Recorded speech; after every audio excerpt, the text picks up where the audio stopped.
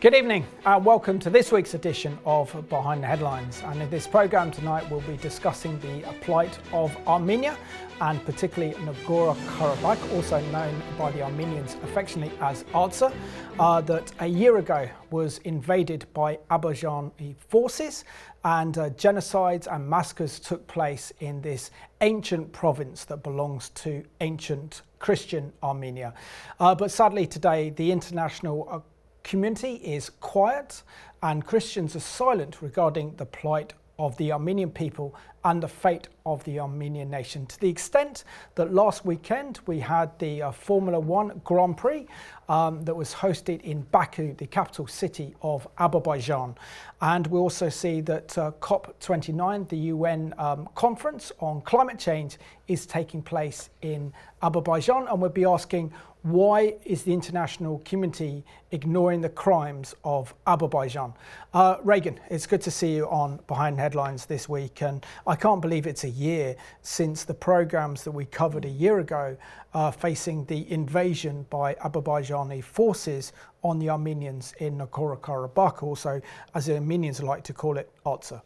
I can't say, Simon, that I've seen any other significant coverage outside of that particular program. Very, very little reporting on it, even in the mainstream media. You can find some columns here and there, some commentary here and there, but what's been concerning is that we've had a full year go by. The plight of those native ethnic Armenians has not really changed. It's only worsened.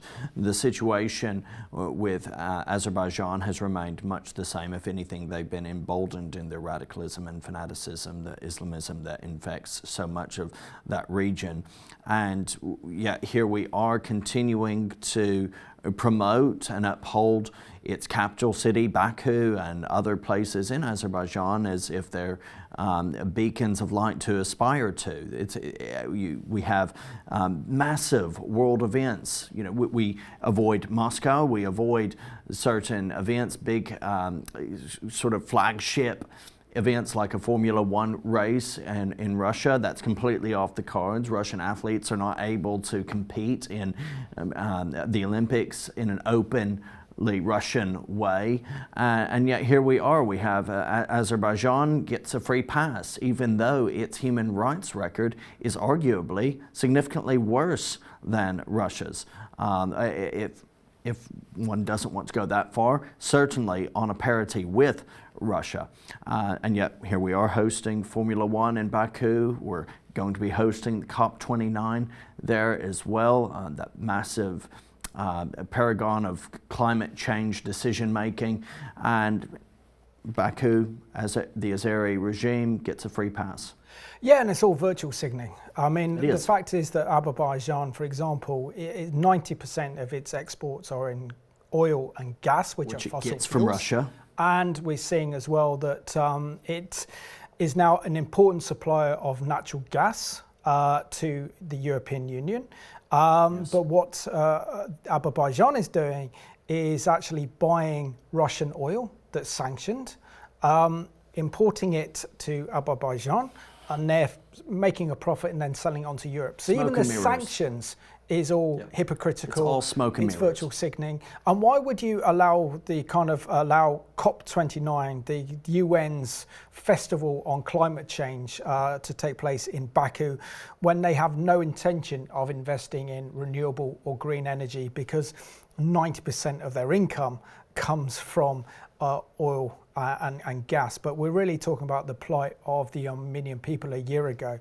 So almost a year ago this week, we see that the area known as Nagorno-Karabakh, or Artsakh, which is a province, independent province, which is made up ethnically of Armenian people who are Christians, was invaded last September by Azerbaijani forces, and the Armenian people faced their own October the 7th on that day, and yet the world was silent. And also this involved the displacement and created 100,000 refugees, where Armenians had to flee Nagorno-Karabakh, their ancient homeland, and then to be absorbed into the Republic of Armenia. We also see that the Azerbaijani capital, which is Baku, are actually holding political prisoners belonging to former presidents and ministers of Artsakh are being held in a prison, and the regime has actually denied the International Red Cross access to them to know how they're being treated and their plight. Which is a war crime, and the international community continues to turn a blind eye to this and to the fate and the suffering of the Armenian people by sports washing, is how it's been termed, Azerbaijan, by hosting last week's Formula One Grand Prix in Baku. Next month, as we've already said, they're hosting COP29, the UN Climate Change Summit. It's all smacking of hypocrisy. It's all about cozying up to this hideous regime. And you mentioned quite rightly as well the reliance of the EU on Azerbaijan to provide not its own resources, but we're saying, Azerbaijan is our partner in this. We're receiving energy from them, but Azerbaijan is receiving that from Russia. So it's a roundabout way of accomplishing the same thing. We're still essentially paying for energy from Russia. Azerbaijan's ties to Russia have been growing to the extent that the regime is buying Russia's natural gas and selling it on to Europe, despite those economic sanctions being placed on Russia for its invasion of the Ukraine. The president of Azerbaijan, Ilham Aliyev, has been increasing in his genocidal rhetoric against Armenia and the Armenian people, and building and mobilizing his military forces against them. So this is still a live issue. It's not unabated, but we're not hearing anything of it in our mainstream media with that degree of urgency that we see elsewhere. I mean, last month we saw a huge build-up of Azerbaijani forces on the border of Armenia, and they're not content just to control and occupy Nagorno-Karabakh. They want the destruction of all Armenia. And of course this brings back horrific memories for the Armenian people that suffered at the hands of the Ottoman Turks during the First World War, when the Turkish regime murdered over 1.5 million Armenians and other ethnic Christians, known as the biggest genocide against Christians in history. We also see, for example, that sadly that Christians in the international community have really failed to stand up to this rogue regime of Aliyev and his genocidal intentions, especially after the Armenian people suffered to the hands of the Turks 100 years ago. We'll be discussing the growing humanitarian and refugee crisis following ethnic Armenians Christians' attack on the ancient homeland, which is Artsakh. And then last week we see that Azerbaijani forces invaded Nagorno-Karabakh a year ago, leaving 120,000 ethnic Christians to the mercies of their enemies, as more than 6,500 fled the region already, and now we know that 100,000 Armenians fled Nagorno-Karabakh. And that comes after 8 months of the Azerbaijani, the Azeri blockade of the only 20 miles land corridor connecting the province from the rest of Armenia, causing food, fuel, medical shortages, and creating a very desperate humanitarian crisis. Now, we saw just this past weekend the Formula One Grand Prix take place in Baku. It was from the 13th to the 15th of September, and the Armenian press wrote under the headline, "Formula One urged to reconsider suitability of Azerbaijan Grand Prix over Baku's criminal policies." The Gerhard Scientific Analytical Foundation has called on Formula One organizers to reconsider the suitability of holding the motorsport championship in Azerbaijan due to the country's criminal policies. It issued the following statement on Friday the 13th of September. One of the races of the most prestigious motorsport championship, Formula One, will take place in Baku on September 13th to 15th, 2024. Among other objectives, Azerbaijan is utilizing these sporting events to conceal the criminal policies it is carrying out in the occupied Nagorno-Karabakh and the attacks on the Republic of Armenia in an attempt to deflect the international community's attention from these issues. The country's substantial oil revenues enable it to host expensive events such as the European Games, UEFA European Championship matches, we saw that a couple of years back, 2021 and the Formula One Grand Prix. Baku has been investing heavily in organizing international events since 2010, allocating approximately $120 million for this purpose in 2023 alone.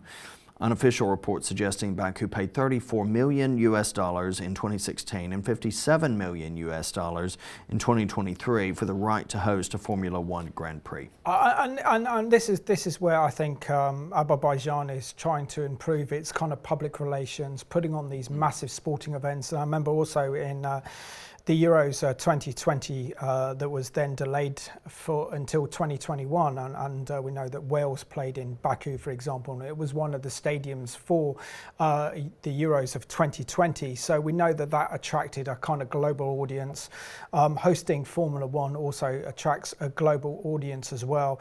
And the fact is that we're seeing that the Azeri government is investing in so much in terms of sports entertainment in order to kind of win over the West, but also as a smokescreen for its hideous crimes against the Armenian people. We also know that Azerbaijan itself has appalling human rights records. It actually arrests journalists, it arrests those who are involved in raising the plight of human rights and cases, and including many lawyers have also been arrested under this regime.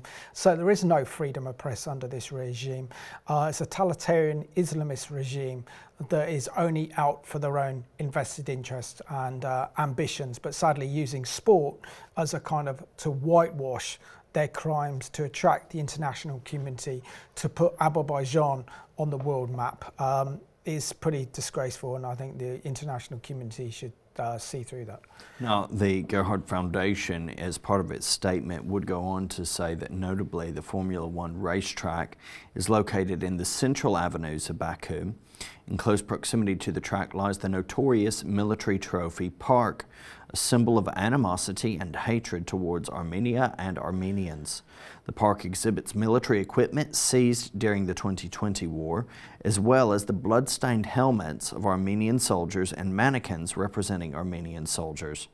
The display of these items has faced severe condemnation from human rights organizations and the Council of Europe Commissioner for Human Rights. The 2023 Formula One Grand Prix in Baku took place on April 30th, a period when Azerbaijan had imposed a blockade on the Armenian population of Artsakh, cutting off essential supplies such as food to 120,000 people. As Baku prepares to host another race, dozens of Armenian prisoners of war remain illegally detained in Azerbaijani prisons. The Gerhard Foundation urges the organizers of the event to act responsibly and refrain from allowing their reputation to be used as a cover for crimes, oppression, and violence. In this context, the Formula One leadership should carefully evaluate the suitability of hosting a race in a country where freedom of speech is severely curtailed and which conducts an aggressive and expansionist policy against the Republic of Armenia. And yet, Formula One, frankly, Simon, is not exactly corruption-free. For years, it's had its oversight from a range of seedy individuals of dubious trustworthiness. So I'm not 100% certain that anything more than money is going to talk to them. And also, I think if it was geographically located closer to Europe, we'd see a different response from Europe and also the United States to the Azerbaijani invasion of Nagorno-Karabakh or Artsakh. If our international community had any sense of moral compass whatsoever, then sanctions would be placed on Azerbaijan. International condemnation would be labelled at Baku. There would be pressure to release the Armenian prisoners and also pressure for Azerbaijan to pay war reparations, but also to withdraw from Nagorno-Karabakh or Artsakh. But again, the international community are turning a blind eye to the criminality of Azerbaijan and its president, which is disgusting. Now, in the course of doing research for this program, there was an excellent comment piece that was published in the Sunday Times by Dominic Lawson under this title, "A Day of Fast Cars and Genocidal Maniacs." He said, should you be one of those watching the fuel fest known as Formula One Grand Prix take place in Baku today, Consider this, that within half a mile of the drivers hurtling around the streets of Azerbaijan's capital is the State Security Service headquarters.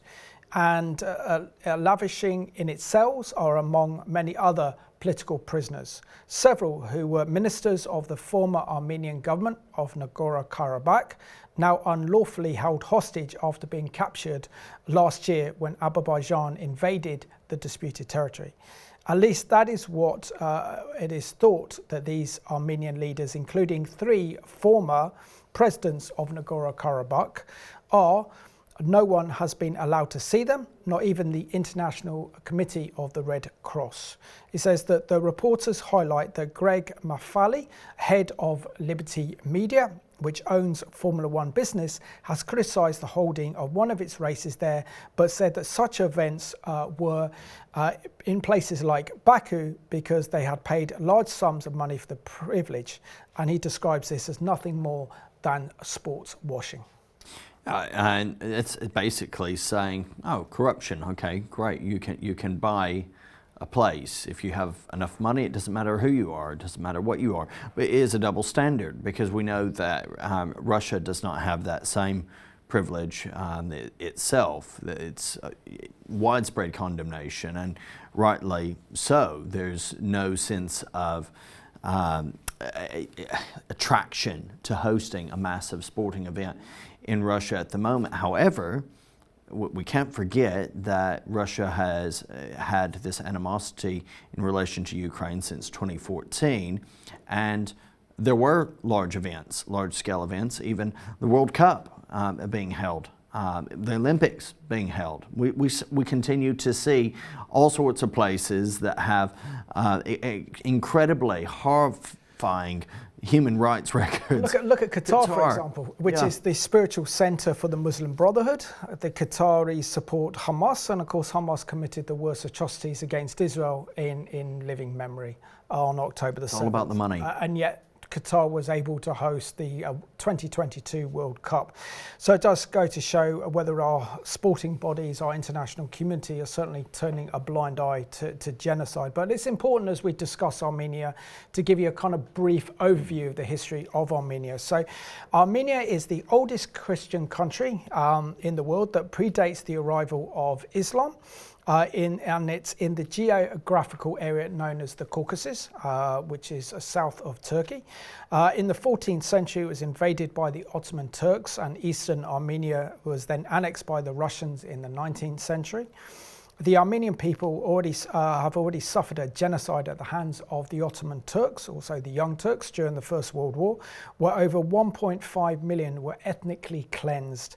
This was known as the biggest massacre against Christians in history. And then we see that Armenia shortly afterwards fell under the occupation of the Soviet Union in 1920.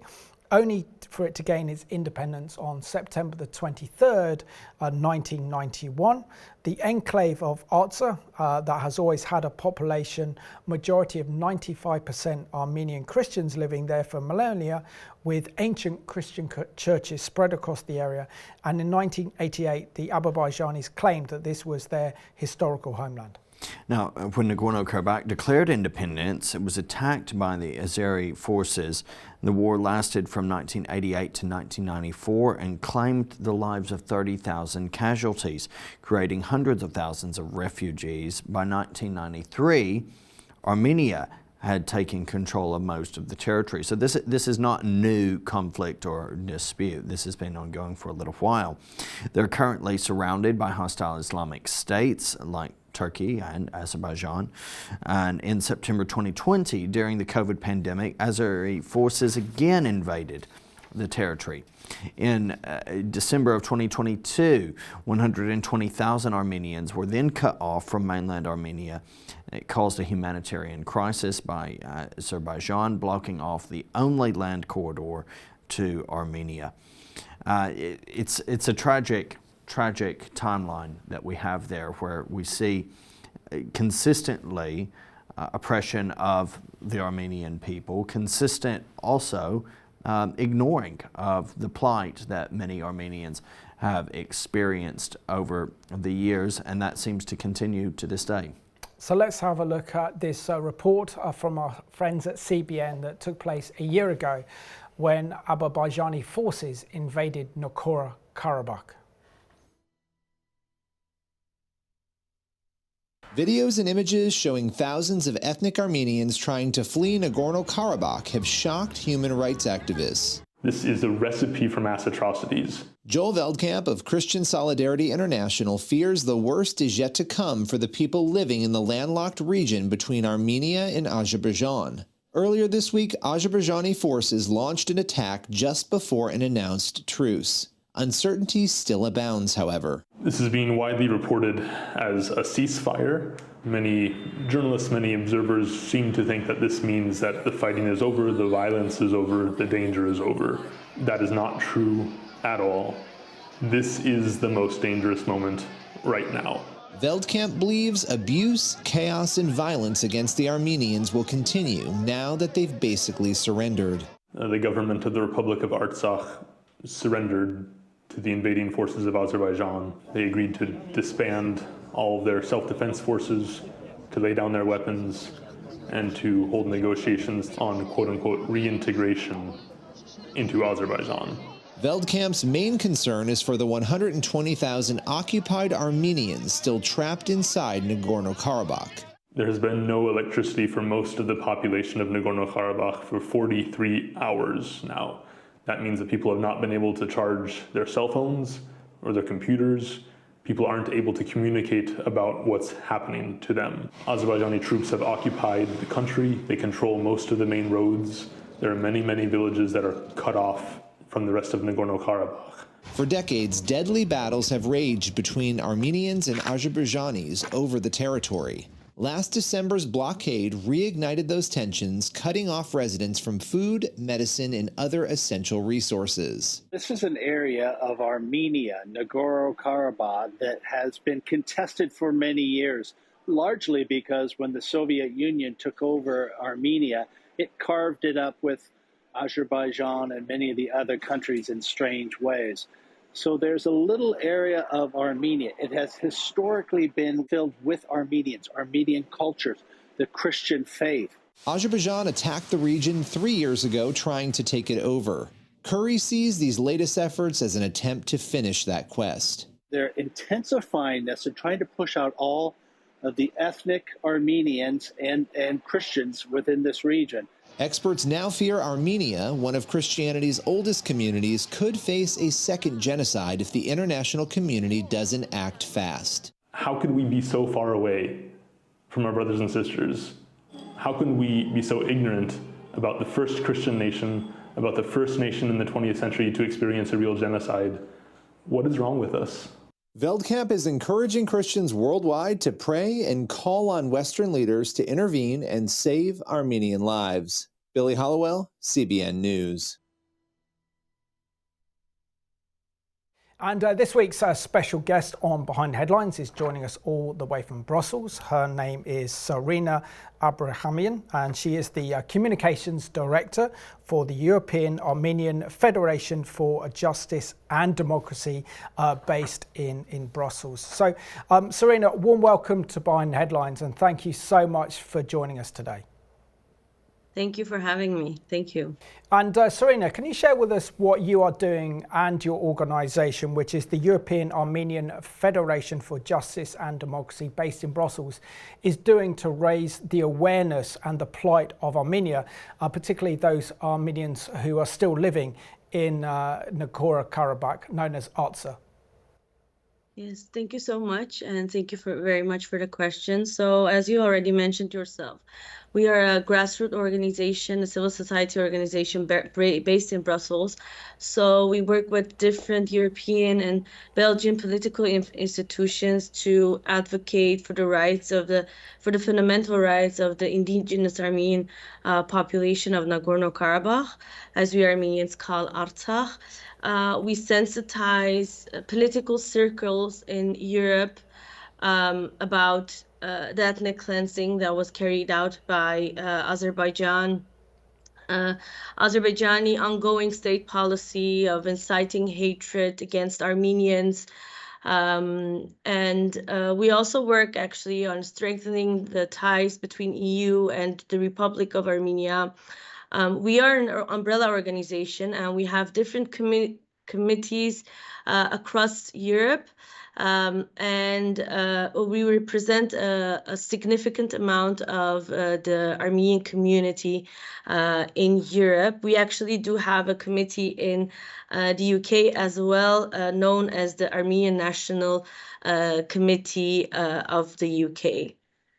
So regarding the question that about the Armenians that are left in Nagorno-Karabakh, in occupied Nagorno-Karabakh today, we actually do not have much information on these people.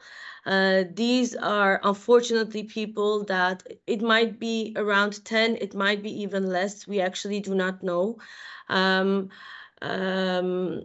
are no clear numbers at this moment, and these are people that were disconnected from the society, were sick or did not have family, and were not able to move themselves and actually to flee Nagorno-Karabakh when it was being attacked by Azerbaijan 1 year ago, exactly, like September 2023. Armenia had to absorb over 100,000 ethnic Armenians from Artsakh who fled this blatant aggression of the Azerbaijani military forces. What is their current situation? The situation, of course, is very challenging. The refugees of Artsakh face big hardships in their everyday life. When it comes to housing, finding jobs, it's still housing and the unemployment situation is still a big issue after a year. And knowing that the unemployment rate of Armenia itself is quite high, it's about 10%. It's very challenging for Armenia to reintegrate such a big group of refugees in the Armenian society. These people, they left their homes, they left their jobs, their houses, everything. So it's very hard for a country like Armenia with such a small economy to reintegrate the Armenian refugees that are more actually than 120,000 into the Armenian society. And Sorina, would you just share with us what is the plight of the political prisoners that are being held in the capital of Azerbaijan, Baku, that includes 3 former presidents of Nagorno-Karabakh, who are also being denied access by the International Red Cross, which in itself is a war crime committed by the Azeri government? Right. I mean, as you said it yourself, the former and present leadership of Artsakh, together with other political prisoners of war and civilians, so hostages, are held captive in in Baku today, and as you said it yourself, there have been in the past there has been contact with family members of the former and current leadership you were talking about, but at this moment the Red Cross and this was mediated by the Red Cross, but now, as you said it yourself, Red Cross is being denied access. We do not have any information about their current situation. We know that Ruben Vartanyan, for example, was on a hunger strike, and his health situation was he was in a very concerning situation. His health was in a concerning situation, but we do not have enough information on their current situation and the circumstances. So Azerbaijani side denying any kind of contact through the mediation of Red Cross is indeed a war crime, and makes it actually very hard to comment on what is right now happening to our Armenian hostages in Baku. Sorina, why is it do you think that the international community is seemingly ignoring the crimes against humanity committed by the Azeri regime, allowing even just recently the Formula One Grand Prix, and also allowing the COP29 to take place in Baku?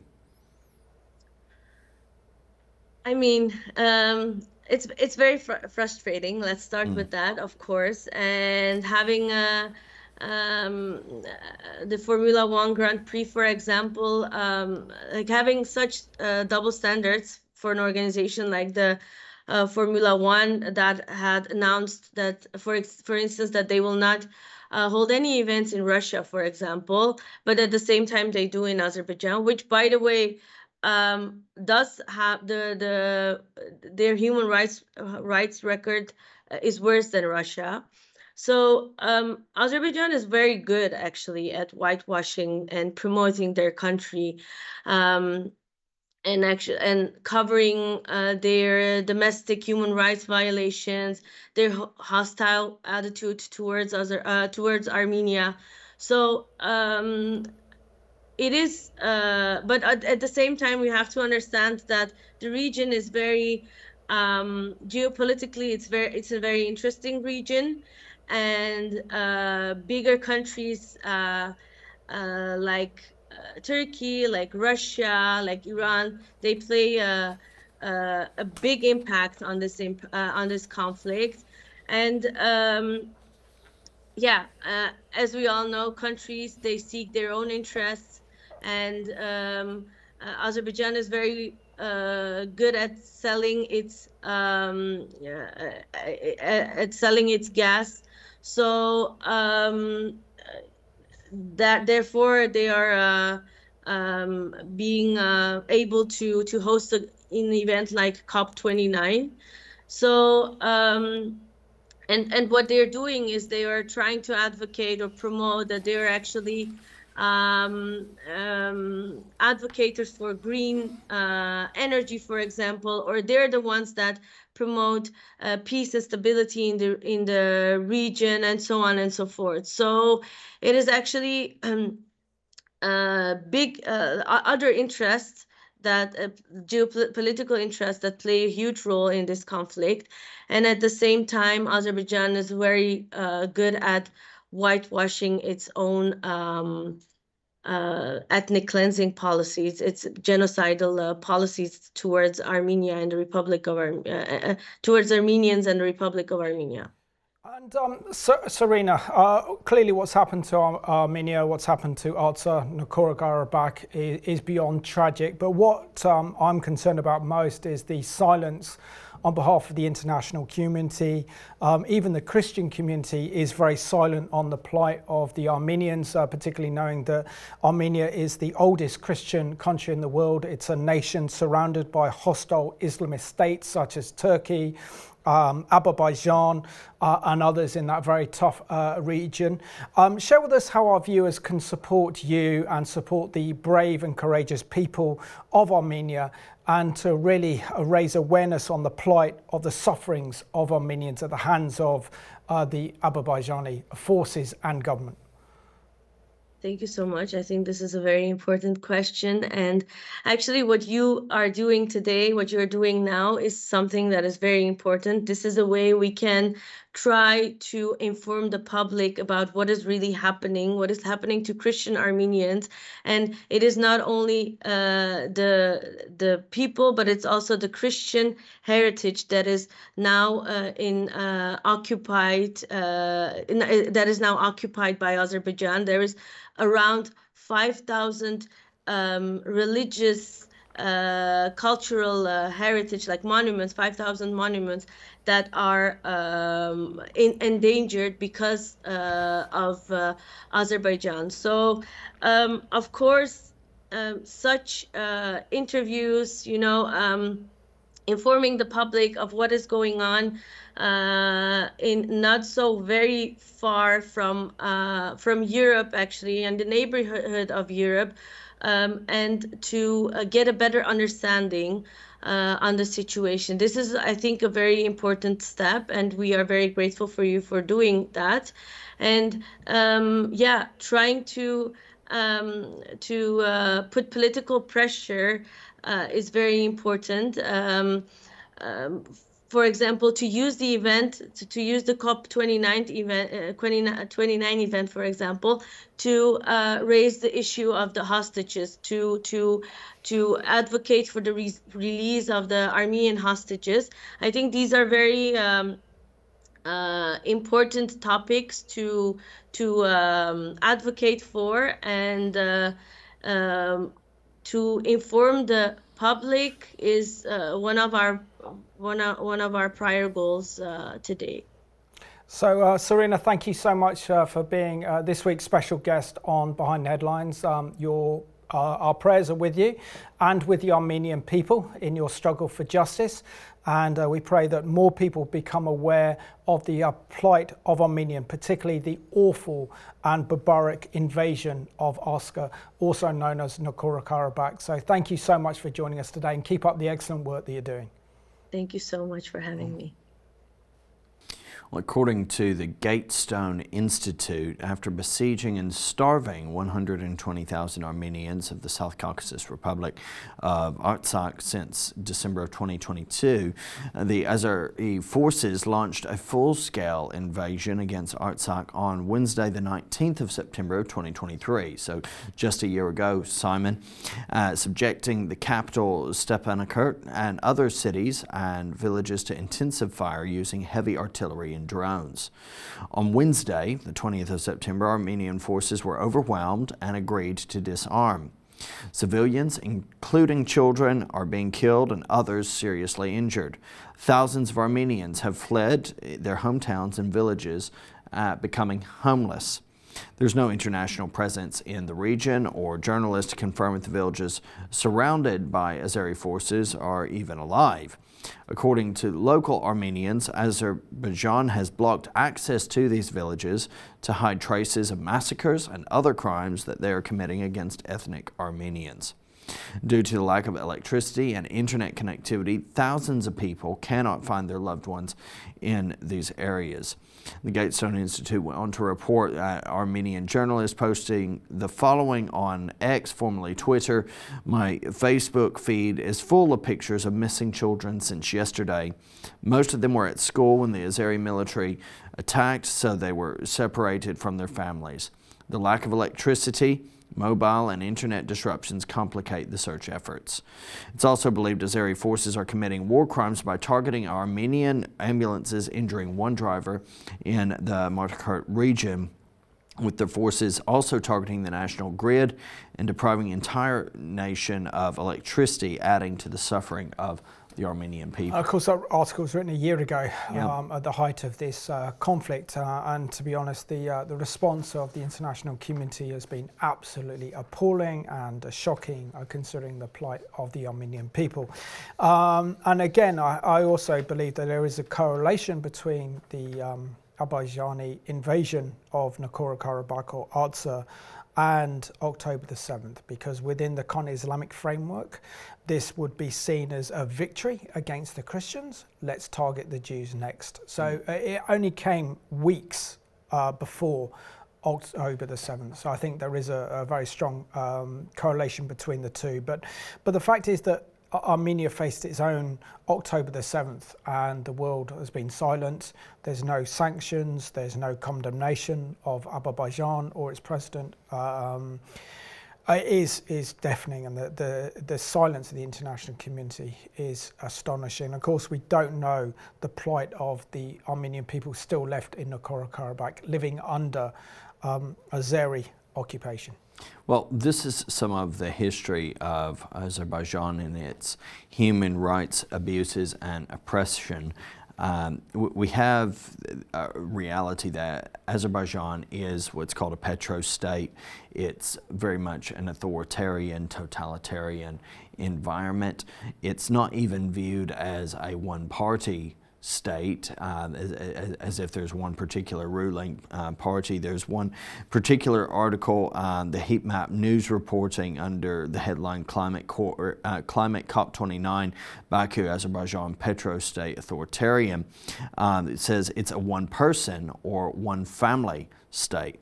And they seek to make a long and complicated history very, very short, saying that former First Secretary of the Communist Party of Azerbaijan, Ilham Aliyev, came to power after the dissolution of the Soviet Union in 1993. He eventually passed his title of head of state onto his only son, Ilham Aliyev, in the irregular elections in 2003. He remains president today. It's 21 years on. And he will remain so indefinitely. With no dissent allowed, they are even said to be in complete control of the media, stricter than Russia. Anyone who criticizes the government is either in jail or in exile, and lots of people are in jail. Also, the article goes on to talk about COP29 that's due to take place in Baku in November. It says by allowing COP29 to happen in Azerbaijan also helps to legitimize and sanitize Aliyev's rule. This is why other authoritarian regimes from Russia to Saudi Arabia to Qatar and Dubai have vied to host global events such as the World Cup and the Olympics, and since 2012 Baku has played host to the Eurovision Song Contest, the first European Games and Formula One Grand Prix, and Baku explicitly tries to whitewash its damaged image in the international arena by paying attention to modernization and creating connections with global leaders in the sphere of sport and culture. And again, this is again whitewashing and using international events and using the wealth of Azerbaijan, which is selling fossil fuels to the kind of West, and that's how Azerbaijan has become rich, so it can buy an expensive military to attack the Armenians, and then using that as a cover for its crimes to really appeal to the international community, and certainly got good PR as well. But it's absolutely ridiculous how COP29 will be hosted in Baku in November. So the Sunday Times columnist Dominic Lawson also writes the following. He says that Azerbaijan is the latest example of how autocratic petrostates are cloaking themselves in the sanctity of the fight against climate change. In November, Baku would host COP29, the UN conference on climate change, and Aliyev has the audacity to declare it will be a COP of peace. The bulk of Azerbaijan's GDP, approximately 90%, of its exports are oil and natural gas production. The president claims that he wants his country to become a post-hydrocarbon economy, and this is what he said at the last COP conference back in 2023 at the United Arab Emirates. He says, as head of a country rich in fossil fuels, of course, we will defend the right of these countries to continue investments and production. He also referred to his nation's oil and natural gas as a gift from the gods. Yeah, but the reality is, okay, they do have natural oil and gas deposits, but they're not particularly supplying their own oil and gas. Azerbaijan is being used as a loophole in a roundabout way for the EU to continue accessing Russia's energy despite sanctions. Azerbaijan has been making business opportunities out of the EU. Decision to stop importing Russian gas over Putin's invasion of Ukraine back in 2022, and the European Parliament, following its approval of sanctions against Aliyev and other Azeri government officials for their nation's invasion of Armenia, the EU Commission refused to implement it. Which does make you think, what's the point of the European Parliament? Total lack of character and integrity. Totally pointless. The EU President Ursula von der Leyen flew to Baku. She declared the country is a crucial energy partner for the EU in its efforts to reduce reliance on Russian oil and gas. Incredible. Well, it is, but it's again, I mean, this damages, not only does this damage the Armenian people and Armenia and just enables more money to go into the hands of Aliyev, the president of Azerbaijan, to carry out more criminality and more genocide against the Armenian people, but it's also hurting the people of the Ukraine as well, because, you know, tight sanctions are supposed to be in place to stop Russia from continuing its war against the Ukraine and against the Ukrainian people. But effectively, the European Union is bypassing those sanctions, importing gas from Azerbaijan. Azerbaijan is buying that gas from Russia. So this is one way they're getting around the sanctions and then supplying it to Europe. So not only does this endanger Armenia, but also endangers the Ukrainians. At the same time, this prolongs the war in Europe. So to me, it doesn't make any sense. And it seems like Europe and Europe's leaders have no moral worldview whatsoever, no concept of what's right and wrong. And this is underhand, sinister, and quite frankly, dangerous, and is putting the continent of Europe at risk. Ignoring also the ongoing, not just energy treaty, for want of a better word, that Azerbaijan has with Russia, but ignoring the very close relationship that Aliyev has to President Putin, who we see went to Baku in August after the Russian president received Aliyev in Moscow just 4 months earlier. So we've turned a complete blind eye to that. We harp on about how concerned we are about Russia's invasion of Ukraine and all of that. And we, as you rightly said earlier, virtue signal over that. But it's all just lip service, because we don't actually do anything in relation to Azerbaijan that's doing very, very similar things as we've seen with Russia and Belarus, for example. Russia has been the primary protectorate of Armenia. Russia has been the protectorate of Armenia, and this should worry the small Christian country if Aliyev decides to launch a military invasion of Armenia. But will we see any actual defense of Armenia? I think we're actually seeing a greater closeness between Putin and Azerbaijan. Which is doing so with the Iranians as well. And this is also tied in with the Iranian regime and how Putin is now helping and giving the leaders in Iran nuclear knowledge and technology, so they can help build their nuclear project and program as a reward for supplying drones and weapons to Russia and being an ally of Russia in its war against the West and its war against the Ukraine. So again, we're seeing Putin forge a strong partnership with Azerbaijan, which should worry anyone, because we also saw, for example, in 2020, the Azerbaijani forces took advantage of COVID-19, the global pandemic, to invade Artsakh in 2020, in September 2020, and then last year launched a full-scale invasion. And that was because the Russians were preoccupied with the war in the Ukraine to actually deploy any strong military force to stop Azerbaijan from doing that. But now, with their close ties and the fact that it seems that the Russians are supplying Azerbaijan with natural gas, the relationship between those countries is getting stronger and stronger, and we're already seeing the emergence of that Ezekiel 38 and 39 alliance emerge, which is mentioned in Isaiah's Gog and Magog.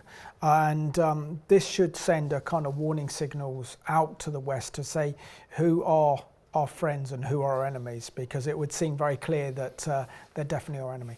We have also the reality of the dehumanization. Aliyev calling ethnic Armenians barbarians and vandals.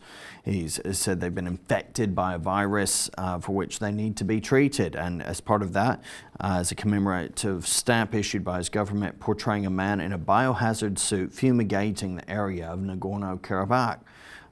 It's just bizarre, atrocious things. And the question has to be asked whether or not it's going to stop with this. In a speech on December 24th of 2022, Aliyev declared they established a state for themselves in someone else's land. Armenia was never present in this region before, and present-day Armenia is our land. So kind of sounding very much like Putin in relation to Ukraine. This is our land, this is our patch, that they don't exist, denying their right to self-determination. Same with the Israeli-Arab conflict as well. We see that with Hamas, we see that with Hezbollah, we see that with the Iranian regime. And again, this is kind of this Islamist agenda. And for those of you who are wanting to know more about Armenia and its Christian heritage, then look at this excellent CBN news report from last Christmas, which identified the so many churches that are in Nagorno-Karabakh or Artsakh as proof of the Christian heritage that is in this area, and how this is made up of 90% of ethnic Armenians who are Christians. And this is a Christian minority in a very dangerous region of the world, which is the Caucasus. Following a rapid September offensive, Azerbaijan recaptured Nagorno-Karabakh, displacing most of its 120,000 ethnic Armenian residents. Recently, the World Court mandated Azerbaijan to allow these refugees to return. But for those forced to flee, the prospect of living under Azeri rule is terrifying. I was in my father's village when the attack took place. The first explosions were in the village. All of us were shocked. We did not know what to do. The kids were at school, my brother's kids. We were trying to figure out how to bring the kids back because we had to take them somewhere safe. Unfortunately, the news cycle has ignored most of what's happened of this ethnic cleansing that started on September 19th. We saw destroyed cars near us, shrapnel everywhere. In front of my feet, I was struck in the hand. It was so stressful. I didn't know whether to run or to help. I didn't know what to do. There were wounded people approaching the car asking for help. They were falling, passing out because they had lost so much blood. This created a massive humanitarian crisis and generated allegations of Azeri war crimes. With the world now distracted by Israel's war with Hamas, Azerbaijan sees an opportunity to push even further. This Armenian monastery behind me is called Tatev, and it's over 1,100 years old. It's also one of the most popular tourist spots in the entire country of Armenia. And this is the area that is under threat from Azerbaijan, who now says that this is what they call Western Azerbaijan, and they're claiming that this land belongs to them. But if you look at the dozens and dozens of churches like this that are all over 1,000 years old that dot this region, it's pretty easy to see that this has been Armenian territory for a long, long time. We hear they have a mind to capture our province. That's the Turks' idea. Erdogan has said so many times. Now the Russians and Azerbaijanis have joined the Turks. They want to eliminate the Armenian nation. As Hamas is to Israel, Azerbaijan and Turkey are to Armenia and the Armenian Christians. In 1915, after the genocide, we lost much of our land to the Turks. I'd like to see that land returned to us someday. I just want Armenia to flourish. Armenians, though, feel ignored by the world. Please do not forget your true Christian brothers and sisters in Armenia that are being attacked and forcibly removed from their homelands right now. Maybe all Christian countries will come to our defense so we don't disappear from the map. Without Russian protection, Azerbaijan's forces are poised to continue seizing territory, and people here worry about a repeat of the Armenian genocide of 1915. From Armenia, I'm Chuck Holton for CBN News.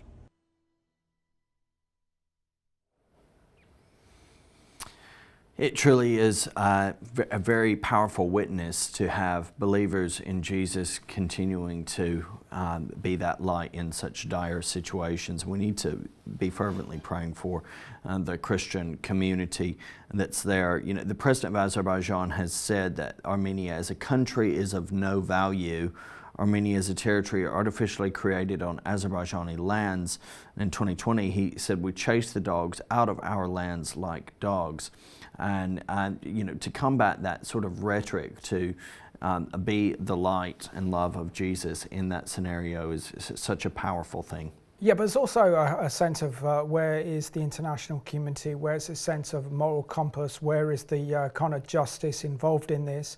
We all always like that slogan when it refers to the Holocaust as never, never again, but we've seen that happen in Israel on October the 7th, and we've seen this happening with the Armenian people. And the great danger now is if the international community does not stand up to this Russian, Azerbaijani, Turkish alliance, then the whole of Armenia could be invaded by Azerbaijani forces. And then we see that Armenia is wiped off the map. I mean, they've got close allies with the other Christian nation, Georgia, that has also been invaded by the Russians as well, and by Putin. No real outcry there either. No. But also the whole thing of a COP29 UN climate change conference is an absolute farce when we know that Azerbaijan is making its money out of selling natural oil and gas. So why would you host the climate conference, the prestigious UN climate conference, in Baku? The hypocrisy is unbelievable. The fact that Formula One, the European Football Federation of the European Championships used Baku as a venue. The World Athletics Championships have had some races there. And it's all it is just sports washing, the crimes of the regime of Azerbaijan and improving Azerbaijan's brand, as it were, in the international community, whilst not investigating their crimes and their suitability to hold Formula One or COP29. And, you know, I think it's also something that we have to deal with. It's not something that's been the focus of this program, but there are many believers in Azerbaijan. There are many who are there who have a responsibility, I believe, to speak truth to power, to challenge their government. Yes, there's many in prison. Yes, there's going to be fallout as a result, but I believe it's their responsibility to speak what is true in this situation. Reagan, thank you so much, doing a great job on today's Behind the Headlines, and I want to thank you for watching this program at home. As Christians, we can't afford to ignore the suffering of the Armenian people. The Armenian people have been through enough. They've been through the biggest genocide against Christians in history, and they could be on the verge of another one. We need to speak up for Armenia. We need to speak up for the Armenian people. This is a Christian nation in the heart of the Caucasus, surrounded by hostile Islamist nations, and we can't afford to be silent at this time. So please pray and please speak up on behalf of the Armenian people. And we want to thank you for watching this week's edition of Behind the Headlines.